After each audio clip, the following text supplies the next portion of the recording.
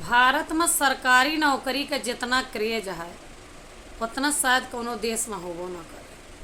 अब ओकर फायदा चाहे जौन हो, लेकिन एक क्रेज है लोगन के दिमाग में। लोग पागल भा हैं। हम आपका एक कहानी बताई थी।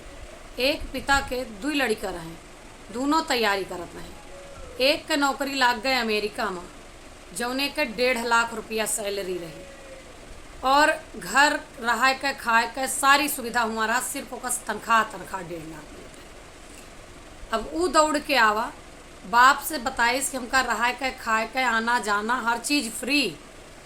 अमेरिका में नौकरी लाग गया है, 1.5 लाख रुपया मिलत है। पिताजी का सवाल रहा सरकारी की प्राइवेट।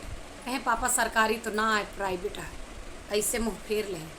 दूसर का लड़का दौड़त किया आवा, कहे पापा हमरो जॉब लाग गए और यही इंडिया में लाग है। कहें सरकारी की प्राइवेट। कहें पापा सरकारी। कहें तनख्वाह कितनी है? कहें 18,000।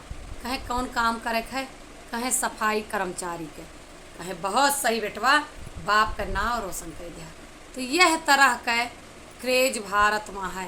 प्राइवेट नौकरी वाला चाहे 5 लाख रुपया महीना सैलरी उठाओ, उसका वैल्यू ना है ना, और 18-20 हज़ार कमाए वाला सरकारी नौकरी का बोल वाला है।